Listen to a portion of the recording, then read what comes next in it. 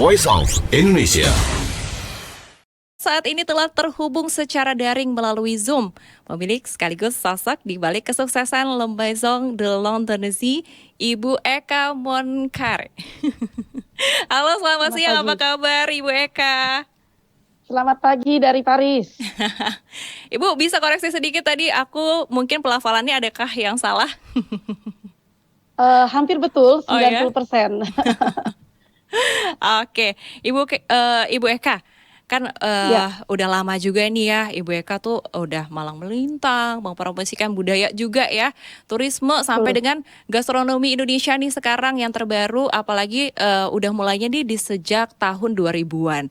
Nah, sejak terlibat juga sebagai volunteer pada Women International Group, membangun juga Eka Voyage, terus juga terlibat di berbagai proyek Kemenparekraf ya, sampai sukses nih sekarang bangun Rumah Indonesia, benar untuk bahasa Indonesianya, Le Maison? La Maison de l'Indonésie, ya betul, alhamdulillah. Saya bersyukur kalau promosi Indonesia di Prancis tidak pernah berhenti dan kita berusaha untuk memberikan yang terbaik untuk Indonesia. Saya sendiri sebetulnya backgroundnya dari pariwisata, dari tourism, dan menurut saya Indonesia ini masih belum banyak dikenal di Prancis. Cinta terhadap gastronomi adalah akar dari budaya, jadi itu sangat penting sekali untuk mempromosikan budaya dan gastronomi bersama, dan semuanya itu akan leading ke tourism promotion. Jadi semuanya ada hubungan sebetulnya. Oke, dan tadi kalau saya ceritakan sedikit, tadi kan cukup panjang ya sepertinya perjalanan dari Bu Eka sendiri nih, membangun perjalanan karir sampai sekarang nih ada achievement-nya yang baik gitu ya, penghargaan ini. Gimana nih Bu kisahnya? Oke, sebetulnya secara kalau diceritakan mungkin nggak habis satu hari ya, tapi saya singkatkan. Saya di Prancis sekarang baru 30 tahun. Awalnya saya itu memang bekerja di bidang pariwisata. Saya sempat tinggal 3 tahun juga di Laos, dan dari tahun 2016 saya ditunjuk oleh Kemenparekraf, waktu itu Kemenpar, untuk menjadi perwakilan resmi Visit Indonesia Tourism Office, di mana selain tugas saya sebagai travel agent, saya juga membantu mempromosikan Wonderful Indonesia. Dari situ saya mulai mempromosikan ekonomi kreatif sebetulnya dalam pariwisata. Jadi secara dilihat dari perjalanan saya, ya mungkin saya punya background dari orang lapangan, pariwisata, saya juga pernah jadi guide. Di situ saya rangkumkan semuanya bagaimana caranya supaya bisa semua itu dijadikan satu paket mempromosikan Indonesia. 2022 waktu COVID datang, 2020 waktu COVID datang, saya merasa bahwa ini akan panjang. Promosi Indonesia sempat berhenti, dan juga pariwisata di dunia seluruh berhenti. Dan saya berpikir bagaimana caranya supaya bisa membawa Indonesia ke Prancis. Dan saya ke passion dengan kopi. Awalnya saya mulai belajar sekolah kopi. Jadi semuanya itu tidak berlangsung satu hari, membutuhkan proses ya. Tidak ada jalan instan untuk kesuksesan. Itu harus kita mengerti. Semua itu harus dipelajari, harus dipersiapkan, dan itu pun saya sekolah kopi 10 tahun yang lalu di Perancis untuk mengerti kenapa tidak ada kopi Indonesia, siapa kartel-kartel kopi di Perancis, bagaimana mereka mengimpor kopi. Nah, itu penting sekali untuk tahu prosesnya. Setelah itu saya mulai berhubungan dengan petani-petani kopi di Indonesia, dan kita mulai membawa kopi, dan juga ada jamu, ada coklat, dan produk-produk Indonesia yang lain. Jadi sebetulnya konsep dari Rumah Indonesia itu bukan membuka supermarket, tapi kita mau membawa produk-produk yang belum dikenal tapi punya berkualitas, dan membantu UKM-UKM kecil. Bahasa Prancisnya adalah valoriser des produits, untuk memvalue the product. Saya berpikir bagaimana sistemnya untuk mempromosikan Indonesia tanpa bergantung dengan perusahaan-perusahaan besar di Eropa, tapi kita sendiri yang bawa. Supaya kita tidak perlu bergantung dengan misalnya Carrefour atau supermarket yang lain ya, tapi kita sendiri yang membawa produk itu directly. Otomatis dengan less intermediary, kita juga bisa langsung bawa kualitas produk, tapi kita harus benar-benar kurasi produk tersebut. Oleh sebab itu sangat penting sekali mempelajari semuanya ya sebelum melakukan sesuatu hal. Dan saya rasa semuanya itu ya perlu waktu, pengalaman, dan juga konsep bisnis plan yang matang, dan tentunya juga ya bagaimana untuk antisipasi finansial ya, karena membuka bisnis itu kalau tidak ada uang walaupun punya semangat susah, dan bagaimana cara memutar uang itu juga yang harus kita pelajari. Luar biasa berarti cerita di balik bangun dan bangkit kembali, jatuh lagi gitu ya Bu ya. Ya, Cukup panjang ya, sekali ya Bu. ya pasti, pasti. Apalagi 30 Dalam tahun di Perancis ya, gitu ya. Dan tadi sempat diceritakan juga sama Bu Eka kalau memang warga Perancis sih tidak terlalu paham dengan apa saja sih yang dimiliki Indonesia, seperti tadi kopi dan lain sebagainya. Terus ya. kenapa waktu itu akhirnya memilih sampai dengan 30 tahun di Perancis, terus mau mencoba gitu memperkenalkan Indonesia sampai sekarang dapat penghargaan ini nih Bu? Nah, sebetulnya warga Perancis itu, ya Perancis ini kan terkenal dengan gastronomi. Mereka tidak kenal dengan Indonesia, tapi mereka mengerti what is the good product. Mereka sangat sensitif dengan produk berkualitas segala macam. Ini yang kita perlu perkenalkan. Tidak kenal berarti bukan berarti mereka tidak bagus berarti produk kita. Nah ini yang penting. Oleh sebab itu kita harus memperkenalkan dengan baik. Sebetulnya saya tidak memilih untuk tinggal di Prancis ya. Seluruh jalan hidup itu sudah diatur oleh yang di atas ya. Jadi 30 tahun yang lalu saya sekolah di Jakarta, terus saya dapat kesempatan tinggal di sini. Saya juga melanjutkan sekolah, sempat melanjutkan sekolah di Universitas Amerika sini untuk dapatkan dia saya. Jadi menurut saya dengan saya ditakdirkan mungkin oleh Tuhan untuk tinggal di Prancis, saya mau memberikan yang terbaik untuk Indonesia. Bagaimanapun juga Indonesia adalah tanah negara kelahiran saya dan saya berusaha untuk memberikan yang terbaik. Menurut saya Indonesia punya potensi yang begitu banyak ya. Kita adalah orang yang paling kreatif mungkin dari seluruh dunia dan juga mempunyai produk yang bagus dan sayangnya itu belum sempat dipromosikan secara konsisten dan mungkin secara terarah ya, tepat sasaran. Nah, ini yang saya ingin bantu produk Indonesia dan produk-produk yang berkualitas. Ya, kita siap berkolaborasi dengan siapapun juga, swasta ataupun pemerintah, karena memang di sini di Prancis ini memang tidak seperti di negara lain. Kita banyak yang harus dilakukan untuk mempromosikan Indonesia. Jadi it takes time, it takes a lot of energy dan harus banyak cara lah untuk bisa bagaimana mereka bisa percaya ke kita. Tujuannya adalah bagaimana membuat mereka jatuh cinta ke Indonesia, tapi bukan hanya dengan kata-kata, tapi dengan kenyataan. Nah, kenyataan ini adalah lewat produk-produk terbaik Indonesia, gitu. Oh, oke. Dan memang itu sudah apa ya? Sudah menjadi seperti trademark juga mungkin ya bagi warga Prancis yang Ya. emang terkenal tuh sukanya tuh mana nih buktinya gitu ya, detailnya, excellent-nya dia lebih ke arah sana. Nah, dengan membuktikan bahwa apa yang dibawa dari Bu Eka ke Prancis, memperkenalkannya juga ke warga Prancis sana gitu ya.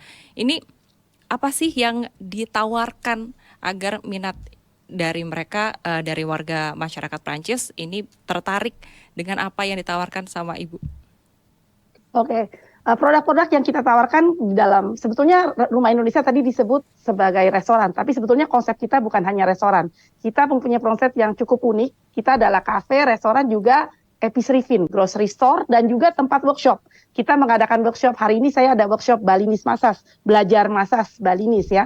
Dan kita ada kelas yoga, kita ada workshop kopi, coklat. Jadi tujuannya bukan hanya menjual, tapi mengedukasi mereka. Bagaimana, karena untuk tahu produk Indonesia itu bagus, kita harus memberitahukan sejarahnya segala macam. Seluruh orang Eropa ya rata-rata ya, mereka mau secara detail. Kalau kau bilang ini produknya bagus, ya kenapa bagus? Harus ada buktinya toh. Dan mereka harus coba ya segala macam. Jadi saya rasa is normal gitu. Saya rasa satu hal yang penting untuk mencapai kesuksesan itu, kita harus banyak berusaha karena kalau kita mau bilang produk itu bagus, kita harus tes dulu dari kita kalau produk itu bagus dan orang baru percaya. Saya rasa ini penting lewat detail dan juga lewat transparansi, kerjasama dengan partner-partner yang baik, produk-produk yang baik, dan saya bersyukur kalau saat ini kita bisa meraih sebagai fine grocery store karena itu awalnya saya tidak menyangka karena saya berpikir bahwa itu hanya untuk ya toko-toko Perancis saja, tetapi waktu mereka umumkan saya setengah percaya gitu kan bahwa kita bisa tampil satu-satunya negara asing menampilkan produk dari Indonesia di antara semua macam grocery store yang ada di seluruh Perancis. Tapi memang itu adalah challenge karena menurut saya ini adalah awal ya, bukannya akhir karena masih panjang perjalanan, masih banyak harus kita tunjukkan bahwa Indonesia itu punya potensi yang luar biasa dan banyak produk-produk di Indonesia, seluruh Indonesia yang kita belum punya juga di sini. Dan ini challenge saya untuk setiap hari, setiap mencari produk-produk berkualitas dari rempah-rempah, jamu, coklat, kopi, dan lain-lain gitu. Oke, ini kan kalau sekarang masih awal kata Bu Eka nih. Betul. Tapi sekarang saja sebenarnya sudah ada pencapaian gitu ya. Berarti kan sudah cukup dikenal nih dari masyarakat Prancis sendiri. Nah, waktu awal sekali membentuk Le Maison de l'Indonésie ini bagaimana agar bagaimana kisahnya? Apakah Oh. harus melakukan apa nih Bu? Oke, waktu saya cerita ke orang-orang bisnis plan saya mau buka rumah Indonesia, semua orang bilang saya gila. Semua orang bilang, itu nggak akan berhasil. Kamu gila, bawa kopi begitu banyak. Apakah produk kamu sustainable? Kamu bisa ekspor? Saya begitu, semua yang saya terima hanya kata-kata negatif. Dan yang datang itu dari orang Indonesia, bukan dari orang Prancis saja. Jadi apalagi siapa yang mau memodali gitu? Apalagi saya independen kan, jalan sendiri. Tapi satu hal ya, saya punya ada pepatah bilang, pesawat itu take off melawan angin. Jadi saya apa yang dibuat orang disebutkan orang itu membuat saya memotivasi gitu. Dan mungkin kalau tidak ada COVID saya tidak akan berani buka rumah Indonesia karena tanggung jawabnya besar. Saya harus make sure untuk bayar uang sewa, saya harus make sure untuk ini. Jadi memang nggak gampang ya. Tapi satu hal, kalau kita punya satu, saya mau sharing aja, kalau kita punya satu tujuan, motivasi, dan kita persiapkan itu. Jangan dengarkan kata-kata orang, oke? Mungkin orang bisa karena begini. Jadi jangan full agree karena orang yang dukung kita, mereka tidak akan ngomong apa-apa. Tapi mereka yang tidak dukung pasti akan ngomong banyak.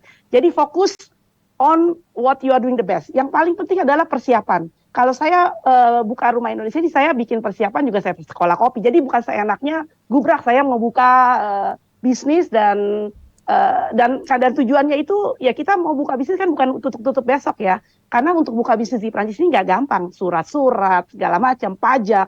Jadi memang we have to be prepared gitu, to be prepared.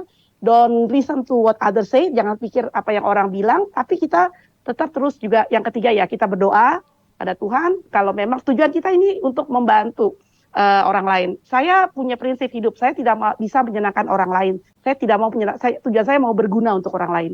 Itu yang tujuan saya. Dan kalau saya mau berguna, saya percaya selalu ada jalan. Apa yang dikerjakan, ya kita bersyukur kita dapat tempat yang cukup bagus di kota Paris. 2 tahun saya mencari lokasi, nggak gampang sama sekali. Dan ya itulah, karena honestly kalau saya mulai 4 tahun yang lalu, sebetulnya kita mulai 4 tahun yang lalu tanpa gedung, tanpa apapun, kita nomad market, tapi kita keep on going. 2 tahun setelah itu kita dapat tempat.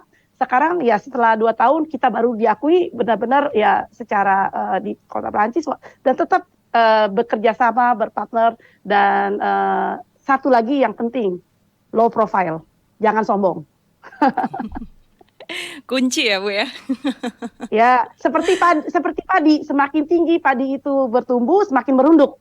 Itu saya belajar dari bekas bos saya, Bapak Adi Tirta Wisata yang dari Panorama. Itu dulu saya bekerja di Panorama sebelum saya ke Indonesia.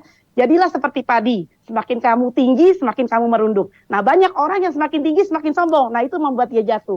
Tapi semakin kita bisa berhasil, itu kita harus semakin low profile. Challenge-nya itu. Sebetulnya challenge-nya itu adalah diri kita sendiri. Bagaimana kita bisa being positive all the time, menghadapi orang negatif, being low profile all the time menghadapi hal-hal yang ini yang saya harus jaga terus. Saya harus tetap low profile, saya harus tetap positif walaupun banyak orang yang tidak suka sama saya, apa yang saya kerjakan, tapi nggak apa-apa. Semua itu yang kita lakukan adalah supaya kita menjadi berkat dan menjadi positif buat orang lain, menjadi inspirasi buat orang lain, itu lebih penting.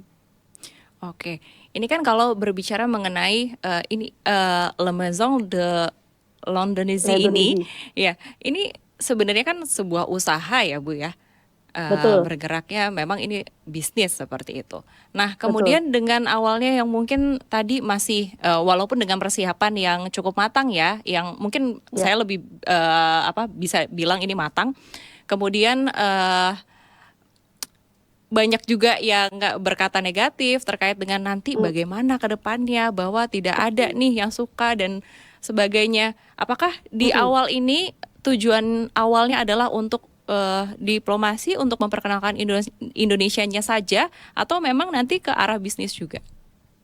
Oke, tujuannya dari Rumah Indonesia ini kan sebetulnya basically kan kita mempromosikan Indonesia, tapi untuk itu kita perlu biaya.